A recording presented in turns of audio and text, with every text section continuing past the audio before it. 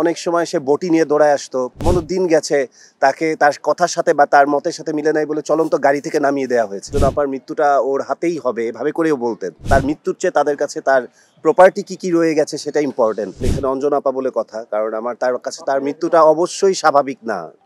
অবশ্যই মৃত্যুটা স্বাভাবিক না, কারণ মৃত্যুটা স্বাভাবিক হলে এত প্রশ্ন বা এত জল্পনা কল্পনার সৃষ্টি হতো না। আর সবচেয়ে বড় বিষয় হচ্ছে হলো যে যে মৃত্যুটা স্বাভাবিক সেই মৃত্যুটা এমনিতেই বোঝা যায় যে মৃত্যুটা স্বাভাবিক, বা উনি এই কারণে বা অমুক রোগ বশত বা উনার এরকম অ্যাক্সিডেন্ট বশত সে মারা গেছে। কিন্তু একটা মানুষকে যখন তিলে তিলে মেরে ফেলা হয় বা একটা মানুষের যখন নির্যাতন করা হয়, যেটা আমরা সিমটম পেয়েছি যে তার গোসল করানোর সময় যে দাগগুলো দেখা গেছে, আপনারা বললে বিশ্বাস করবেন কিনা জানি না, আমি ইতিমধ্যে অলরেডি ফেসবুকে একটা পোস্ট দিয়েছিলাম যে ওনাকে এই টর্চারটা বা এই যে শারীরিক আঘাত বা মেন্টাল টর্চার বলেন বা ফিজিক্যাল টর্চার বলেন, এটা অনেক দিন ধরে হয়ে আসছে। এটা হয়ে আসছে বলতে হচ্ছে হলো এফডিসিরই আমাদের সিনিয়র শিল্পীরাই আমাকে জানিয়েছেন। আমি তাদের তুলনায় খুবই ক্ষুদ্র। তারাই আমাকে বলতেন যে অঞ্জনা আপার কথা উল্লেখ করে বলতেন যে অঞ্জনা আপার মৃত্যুটা ওর হাতেই হবে এভাবে করেও বলতেন। কারণ এত ডেঞ্জারাস বা ডেয়ারিং সেই স্টেপগুলো নিত। অনেক সময় সে বটি নিয়ে দৌড়ায় আসতো, অনেক সময় সে নানান রকম, এমনও সময় গেছে, এমনও দিন গেছে তাকে তার কথার সাথে বা তার মতের সাথে মিলে নাই বলে চলন্ত গাড়ি থেকে নামিয়ে দেওয়া হয়েছে অঞ্জনা আপাকে এই কাজগুলো করতে। এবং তার মতের সাথে বা তার ক্রাইটেরিয়ার মধ্যে যেই না আসতো বা যেই না মিলতো, তখন দেখা যেত যে তাকে ব্লক করে দিত অঞ্জনা আপার আইডি থেকে বা অঞ্জনা আপার বিষয়গুলো থেকে। তো এরকম ঘটনাগুলো অনেক ঘটেছে। আমি একটা ছোট্ট ঘটনা বলি। তো ও মনি, যেটা ও বেশ কিছুদিন আগে, বছরখানেক আগে সে একটা ফেসবুকে ছবি পোস্ট করে। সে লন্ডনের একটা ভিউর ছবির মধ্যে সে নিজের ছবিটা এডিট করে বসিয়ে দেয়। তো স্বাভাবিক, যেহেতু আপনারা জানেন আমি কোরিওগ্রাফার, ছবি নিয়েই আমার কাজ। একটা ছবি ফটোশ্যুট বা একটা ছবি আমি এডিট বুঝি।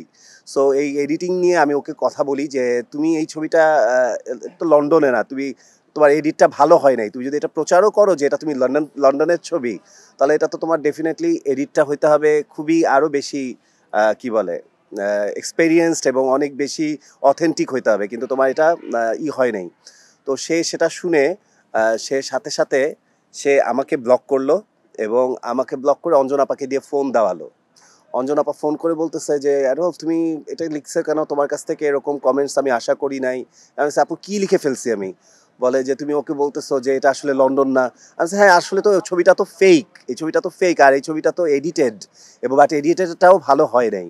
তখন অঞ্জনা আপা বললো যে না না, ও তো লন্ডনে পড়াশোনা করেছে, সেই যে ছেলের লেখাপড়ার কোনো রকম আপনার সার্টিফিকেট কোথাও দেখাতে পারবেন না, সেখানে সে অঞ্জনা আপাকে দিয়ে তার গ্যাপটা ফিল আপ করার জন্য, ঢাকার জন্য অঞ্জনা আপাকে দিয়ে আমাকে ফোন করিয়েছে যে বলো তাড়াতাড়ি, তাকে বলো যে তুমি আমি লন্ডনে লেখাপড়া করেছি বা লন্ডনে থেকেছি, এটা তুমি বলো। তাকে প্রেশারাইজ করে আমাকে কল করানো হয়েছে। তো এই বিষয়গুলো তখন আমি বললাম যে আপু, আমি কথা বলেছি অ্যাজ এ কোরিওগ্রাফার সেন্সে, যে কারণ আমার ছবিটার এডিট মনে হয়েছে এটা মানে নকল, ফেক একদম। বলে কি না না না অ্যাডল, তুমি এটা জানো না, এরকম এরকম। তো যাই হোক, যেটা বুঝলাম, তো আলটিমেটলি সম্পর্ক তো নষ্ট করতে পারে নাই, কিন্তু আলটিমেটলি সেই কাজটা সবাই বলতো যে ও ও সবাইকে ব্লক করে বা এই ধরনের তার পছন্দ অপছন্দ, তার কথাবার্তার সাথে কারো ক্রাইটেরিয়া না মিলে গেলেই তাকে ব্লক করে দেয়, এই বিষয়গুলো করতো। তো তার ক্রাইম বা তার এই দুঃসাহস বা তার যে অনিয়ম বা দুর্নীতি বা অবিচার, যেই কথাটাই অবহেলা যেটাই বলি না কেন, আজকে পর্যন্ত আপনারা তার প্রমাণ পেয়েছেন। আজকে এত সুন্দর করে সে বলা আপনাদের সামনেই বলে গেছে সে 3 দিনের মধ্যে সময় চেয়েছে। আপনারা সেদিন দেখেছি আমি ফেসবুকে যে আপনারা অনেক প্রশ্নে তাকে জর্জরিত করছিলেন। পরে সে বলল যে আপনারা এভাবে বিক্ষিপ্তভাবে প্রশ্ন করলে তো আমি আপনাদের অ্যান্সার দিব না। এইটা আমি এত দিন ধরে কাজ করি ইন্ডাস্ট্রি, আমি বোধহয় আমার কোনো সাংবাদিক ভাই বোনদেরকে কোনোদিন এইভাবে কথা বলার মানে সাহসও বা দুঃসাহসও দেখাইনি যে আপনাদের এই বিক্ষিপ্ত প্রশ্ন বা এত প্রশ্নের উত্তর তা আমি দিব না।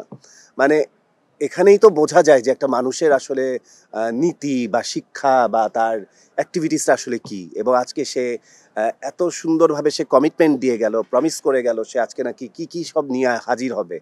তো সেটার প্রেক্ষিতেই আমার সাংবাদিক ভাই বোনেরা অনেকেই আমাকে বারবার বলছিল, এফডিসির অনেকে বলছিল যেন আমি যেন অবশ্যই কাজ শেষ করে আজকে এখানে এসে হাজির হই, কারণ আমার দুটো কথা যদি এই তদন্তের স্বার্থে কাজে লাগে, এই টোটাল বিষয়টায় যদি আমার একটা স্টেটমেন্ট বা একটা তথ্য বা একটা ইনফরমেশন যদি কোনোভাবে কাজে লাগে, আমি অঞ্জনা আপার হয়ে আমি খুব খুশি হব। সেই জন্য আমার এখানে আসা। এবং আজকে না এসে আরও বেশি অন্যায় করেছে। এবং এই ড্যাম কেয়ার, একটু আগে তাইব ভাই বলছিলেন যে এই যে ড্যাম কেয়ার, আসলেই এই ড্যাম কেয়ারের আসলে এটা শেষ কোথায়? মানে এভাবে করে সবার সাথে এভাবে করে কথা বলছে। আপনারা তদন্তের কি চাচ্ছেন? মানে আপনারা কিসের জন্য কালক্ষেপণ করছেন? মানে আমি তো সেটা বুঝতে পারছি না। আপনারা সরাসরি তো এখন একটা মামলা বা সরাসরি তো একটা স্টেপে দেশে বিদেশে সবাই লিখালিখি করছে।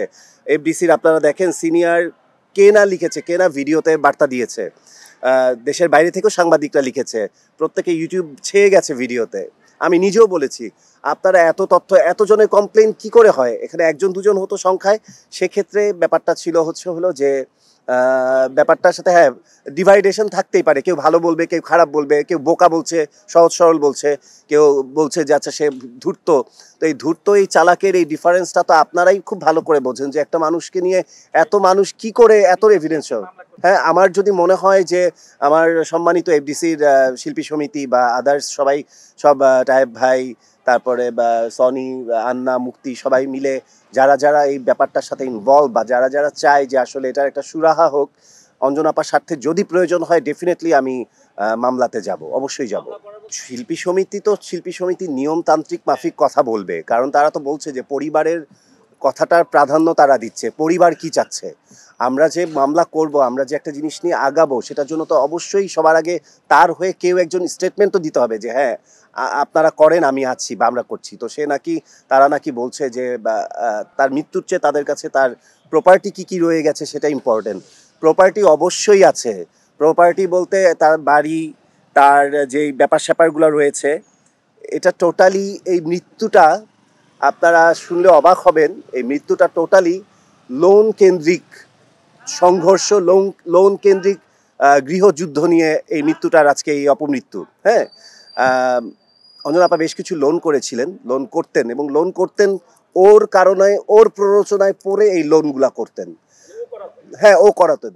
ও এর কাছে মন্ত্রণালয় থেকে শুরু করে এফডিসির নায়ক নায়িকাদের কাছ থেকে শুরু করে জুনিয়র আর্টিস্ট থেকে শুরু করে আশপাশে পরিচিত বন্ধু বান্ধবের কাছ থেকে সে বাধ্য করতো, তাকে ফোর্স করতো যে এই টাকা লোন করার বিষয়টা।